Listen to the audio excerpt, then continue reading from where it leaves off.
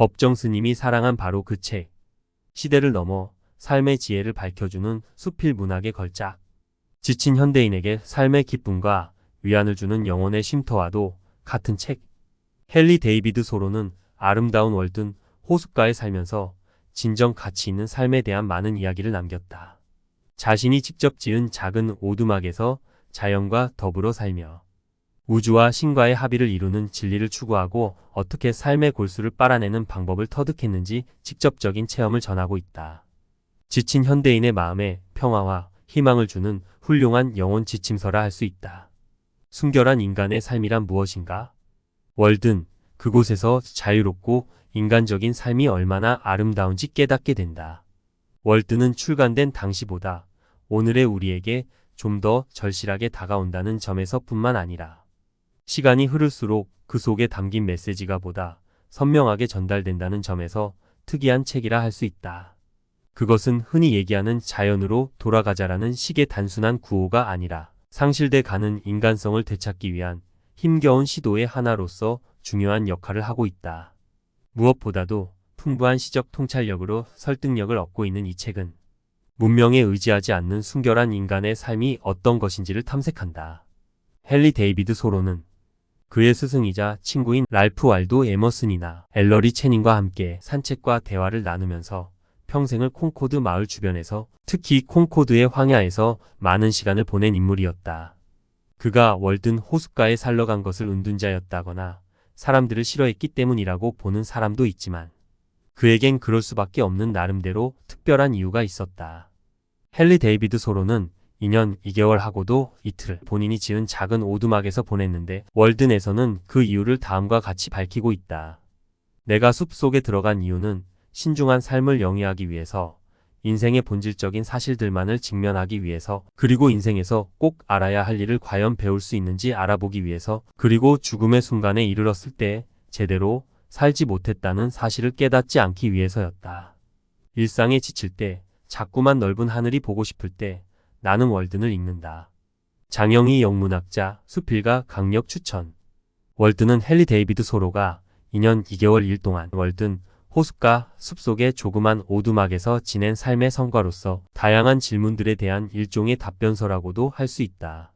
많은 사람들이 그를 은둔자로 여기고 있지만 소로는 호숫가에 사는 동안에도 사회에 등을 돌린 사람이 아니었다. 그는 종종 가족과 친구들과 함께 식사를 하기도 했고 친구와 호기심 많은 이웃들이 그의 오두막을 방문하기도 했다. 월든에도 다음과 같은 내용이 나온다. 내 집에는 의자가 3개 있었는데 하나는 고독을 위한 의자, 둘은 우정을 위한 의자, 셋은 친교를 위한 의자였다. 헨리 데이비드 소로의 사상은 수많은 사람에게 큰 영향을 끼쳤다. 존 F. 케네디 대통령, 마틴 루터 킹 목사, 윌리엄 오. 더글라스 대법원 판사 등은 그의 사상에 전적인 영향을 받은 이들이었고 영문학자이자 수필가인 장영희 교수 또한 일상에서 지칠 때 자꾸만 넓은 하늘이 보고 싶을 때 나는 월든을 읽는다 라는 말로 이 책의 가치를 알린 바 있다. 또 아름다운 월든 호숫가의 사계절을 그린 소로의 자아여행 기행문 월든은 우리가 어떻게 하면 진정 가치 있는 삶을 살 수 있는가에 대한 답을 준다고 설명하면서 아름다운 이미지와 유려한 문체로 지친 마음에 평화와 희망을 주는 영혼 지침서라고 극찬했다. 월든 헨리 데이비스 소로. 소비가 습관이고 미덕이라고 말하는 시대에 현대인들은 뭐든지 더 많이 갖고 싶어 합니다. 삶에 있어서 진정한 풍요로움이 무엇인지, 또 간소하게 사는 삶이 주는 자유로움이 무엇인지 깨닫게 하는 책입니다. 나는 가끔 철로 변해 있는 큰 상자에 구멍을 뚫어 비가 오거나 어두운 밤에는 그 속에서 영원 깊숙이 자유를 누릴 수 있지 않을까 생각했다. 이런 상자 속에 살아도 얼어 죽는 일은 없을 터인데 많은 사람들이 이보다 크고 호화로운 상자를 빌려서 살며 그 대금을 치르느라 죽을 고생을 하고 있다. 1845년 3월 나는 도끼 한 자루를 들고 월든 호수가 숲 쪽으로 들어갔다. 그곳에서 한 가지 실험을 해보기로 했다. 먼저 혼자만의 힘으로 작은 오두막 집을 완성하고 그 집에는 의자 3개, 침대 하나, 책상과 탁자 직접 만든 벽난로만을 놓았다. 값비싼 양탄자와 큰 집이 없더라도 충분히 행복할 수 있고 그런 것들을 사기 위해 시간을 허비하고 싶지 않았기 때문이다. 간소하게 살라. 월든 중에서 3차 산업혁명의 바람을 타고 물질 문명의 눈부신 발전이 이루어지던 19세기 미국. 나는 그 속에서 오로지 자연과 나 단 둘만의 시간에 집중하며 진정한 내 삶과 직면하고 싶었다. 내가 숲속으로 돌아간 것은 인생의 본질적인 사실만을 직면해 보려는 것이었으며, 인생이 가르치는 바를 내가 배울 수 있는지 알아보고자 했던 것이며, 그리하여 마침내 죽음을 맞이했을 때 내가 헛된 삶을 살았구나 하고 깨닫는 일이 없도록 하기 위해서였다. 월든 중에서 작가 헨리 데이비드 소로가 월든 호숫가에서 보낸 2년 2개월의 시간에 기록한 책. 월든. 끊임없이 성공을 향해서 질주하는 현대인들에게 진정 자신이 원하는 삶은 무엇인지 뒤돌아보게 만드는 책. 월든의 3가지 키워드는 시간과 고독과 자연입니다. 첫 번째는 시간의 주인이 되어라 라는 키워드입니다. 자유가 생겨도 어떻게 써야 할지를 모르는 것이 현대인일 것 같습니다. 이 책을 통해 24시간을 내 마음대로 내 의지에 따라서 산다는 것이 얼마나 어렵고 그것이 소중한 일인지를 깨닫는 계기가 되었습니다. 그러면 우리의 삶을 떠받치는 그 시간이라는 것이 그 시간의 주인이 누구인가를 생각해 봅니다. 그 시간의 주인이 자신이라고 하기가 참 어렵습니다. 내가 숲속으로 들어간 것은 처음으로 인생을 나의 의도대로 살아보고 싶었기 때문이다. 인생의 본질적인 사실만을 맨몸으로 직면하기 위해, 삶이 아닌 것은 아예 살지 않기 위해 나는 인생을 깊게 살기를, 인생의 모든 골수를 빼먹기를 원했으며 강인하게 스파르타인처럼 살아 삶이 아닌 것은 모두 때려 엎기를 원했다. 월든 중에 굉장히 과격한 표현입니다. 삶이 아닌 것은 모두 때려 엎겠다.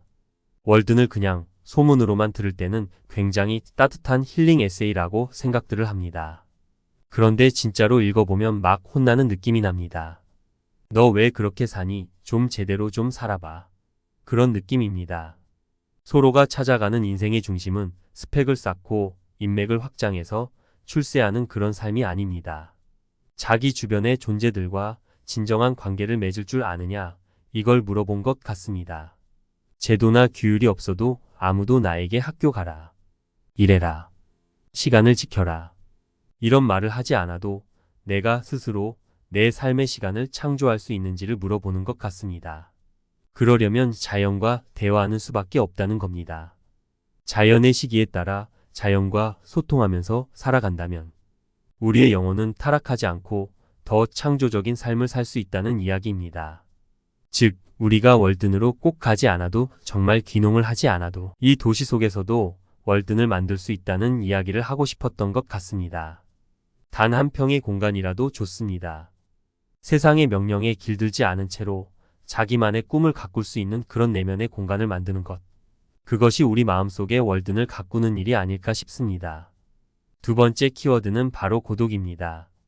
고독과 친구가 되어라. 고독과 친구가 되라는 말을 많은 철학자들과 작가들이 합니다. 철학자나 작가들은 항상 고독하지 않으면 나의 글을 쓸 수 없기 때문에 고독이 친구 같아질 수밖에 없는 것 같습니다.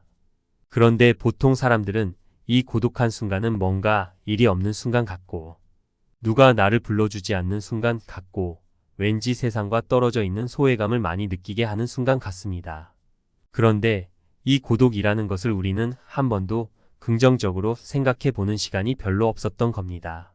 주변에 혼자 잘 노는 사람들을 보면 굉장히 정신적으로 건강하고 또 창조적인 아이디어를 많이 낼 수 있는 것을 볼 수 있습니다. 우리가 진정으로 고독해지지 못하는 이유는 무엇일까요? 우리가 정말로 창조적인 사유를 못하는 이유는 무언가를 가짐으로써 나를 증명하려고 하기 때문인 것 같습니다. 그래서 진짜 내가 진정한 내가 될 수 있는 것은 어떤 물건을 사서가 아니라 어떤 집을 사서가 아닙니다. 내가 정말 좋아하는 일을 할 때입니다. 정말 좋아하는 사람을 만날 때입니다. 그런 의미에서 고독과 친구가 되어라라는 그 비결은 바로 다른 사람과 비교하는 것이 아닙니다. 정말 내가 나 자신과 있어 보라는 얘기인 것 같습니다. 고독은 우리가 우리 자신뿐만이 아니라 다른 사람, 그리고 내가 좋아하는 것에 대해서 생각할 수 있는 그 거리를 제공해 주기 때문입니다. 그래서 고독이야말로 우리가 가장 자유로워지는 길이라고 이야기하고 있다고 생각합니다. 그렇게 고독한 상황 속에서 우리가 깨달을 수 있는 최고의 진실은 바로 이것입니다. 고독 속에서 우리가 깨달을 수 있는 것은 돌이킬 수 없는 단 한 번의 위대한 실험. 그것이 삶이라는 것을 깨달을 수 있다. 월든 중에서 마지막 키워드는 바로 자연입니다. 자연으로부터 우리는 모든 걸 배웁니다. 자연에서 사실 예술도 나오고 지식도 나오고 모든 철학도 나옵니다. 그런데 현대인은 자연에 대해서 뭔가 오해하고 있는 게 있습니다. 그 자연 속으로 들어가면 굉장히 행복해질 거라고 생각합니다. 즉, 힐링이 된다고 생각합니다. 시골에 가면 저절로 내가 평화로워질 거고, 그리고 생활비도 확 준다고 믿습니다. 그리고 뭔가 안전해질 거고, 그리고 뭔가 정신적으로 안정을 얻게 되지 않을까? 이렇게 환상을 가지고 있습니다. 마루야마 겐지는 이런 책을 냈습니다. 시골은 그런 것이 아니다. 목차만 알려드리면 이렇습니다. 1장. 어떻게든 되는 시골 생활은 없다. 어딜 가든 삶은 따라온다. 2장. 경치만 보다간 절벽으로 떨어진다. 스스로를 속이지 마라. 3장. 풍경이 아름답다는 건 환경이 열악하다는 뜻이다. 자연의 성과를 알아야 한다. 아름답다고 좋은 곳이 아니다. 4장. 텃밭 가꾸기도 벅차다. 농부가 괜히 있는 게 아니다. 구급차 기다리다 숨 끊어진다. 5장. 지쳐 있을 때 결단하지 마라. 당신은 맛이 다한 차가 아니다. 당신의 가난은 고립무원이다. 사이비 종교인들에게 당신은 봉이다. 술을 마시는 건 인생을 도려내는 일. 6장. 고독은 시골에도 따라온다. 외로움 피하려다 골병 든다. 자원봉사가 아니라 먼저 자신을 도와야 한다. 7장. 시골은 그런 것이 아니다. 고요해서 더 시끄럽다. 자연보다 떡고물이 더 중요하다. 윗사람이라면 껌뻑 죽는다. 다른 소리를 냈다간 왕따 당한다. 공기보다 중요한 지역 사람들의 기질. 골치 아픈 이유도 있다. 8장. 깡촌에서 살인사건이 벌어진다. 시골로 이주하는 범죄자들. 가능한 한 큰 개를 길러라. 침실을 요새화해라. 수제창을 준비해라. 군침을 흘리며 당신을 노리고 있다. 9장. 심심하던 차에 당신이 등장한 것이다. 관심받고 싶었던 건 당신이다.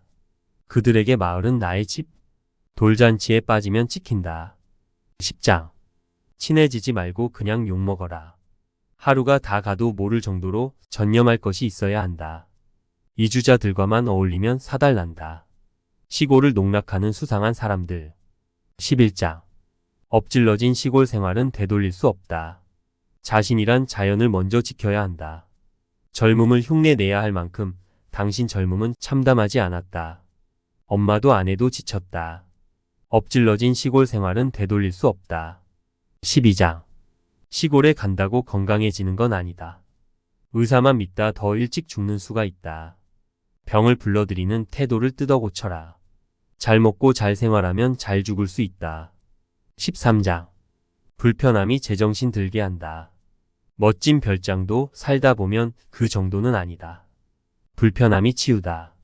천국이나 극락으로는 이주할 수 없다. 죽음의 시기는 자신다워질 마지막 기회. 이렇게 시골이 얼마나 낭만과는 거리가 먼지 얼마나 척박한지를 얘기하고 있습니다. 마루야마 겐지는 이런 질문을 합니다. 당신은 진정 홀로 썩이를 해본 적이 있습니까? 당신은 정말로 누구의 도움도 없이, 부모의 도움도 없이, 학교의 도움도 없이, 직장의 도움도 없이, 그리고 국가의 도움도 없이 살아낼 수 있겠냐고 묻습니다. 정말 그렇게 준비가 되었다면, 그러면 시골에 가도 된다고 얘기를 합니다. 서로도 이걸 얘기하고 싶었던 겁니다. 다시 말해 우리를 둘러싸고 있는 나를 증명해주는 어떤 신분들. 그 모든 계급장을 다 떼버리고 정말 너는 너 자신일 수 있는지. 그 모든 계급장 없이도 당신은 당신 자신에 대해서 진정한 자존감을 가질 수 있는지 이걸 묻고 있는 겁니다. 그래서 월드는 사실 읽을 때 굉장히 혼나는 느낌, 꾸지람을 듣는 느낌이 듭니다. 그런데 그것은 바로 보송보송한 치유의 울림이 아닙니다. 이제 제발 칭얼거림은 뚝 그치고 용감하게 삶에 맞서라. 그렇지 않으면 삶은 모두 끝장이다. 라고 말하고 있는 듯합니다. 그리고 그렇게 읽으니까 비로소 월든의 세계가 이해되기 시작했습니다. 월든에서는 우리가 늘 당연하다고 여겼던 24시간이 굉장히 낯설어져 있습니다. 아침에 눈을 뜰 때 그냥 사무적인 절차에 따라 알람이 울리니까 눈을 뜨는 것이 아니라 우리를 버리지 않는 새벽을 간절히 기다리는 마음으로 눈을 떠보라고 얘기합니다. 그러니까 새벽이 굉장히 낯설게 됩니다. 새벽이 우리를 버리지 않았구나. 새벽이 우리를 버리지 않고 또다시 와주었구나. 이렇게 생각하면 그 새벽이 얼마나 간절하고 경이롭고 고마울까 생각하게 됩니다. 우리가 정말로 자유로워지기 위해서는 더 예쁜 옷, 더 멋진 집, 더 좋은 기계를 만들어서 더 화려한 문명을 얻는 것이 아닙니다. 이 권태로운 일상을 탈피해서 각자 내 마음속의 월든을 맞아야 합니다. 이 모든 것들이 다 없어도 내가 지금 가진 것도 충분하다는 겁니다. 지금 가진 것도 어쩌면 더 많이 버려야 될지도 모르겠습니다. 그 모든 것들을 다 버리고 정말 나를 가장 나답게 만들어주는 그 무엇들을 가지고 처음부터 다시 시작해 보자는 것입니다. 이것이 월든의 메시지라 생각합니다. 또한 우리 자신의 내면을 풍요롭게 가꾸는 자연과 닮아가는 자연의 경의에 감사할 수 있는 그런 축복받은 삶을 만들자고 말한다고 생각합니다. 이 책은 어떤 점에서는 자연의 얘기를 아주 세세하게 기록하는 어떤 그런 생태학적인 책으로 볼 수도 있고, 소로라는 저자가 워낙 어떤 절제된 삶을 자발적으로 살았던 인물입니다. 그런 걸 보면 또 삶에 대해서 새로운 시각과 길을 제시한 책으로 볼 수도 있을 것 같습니다.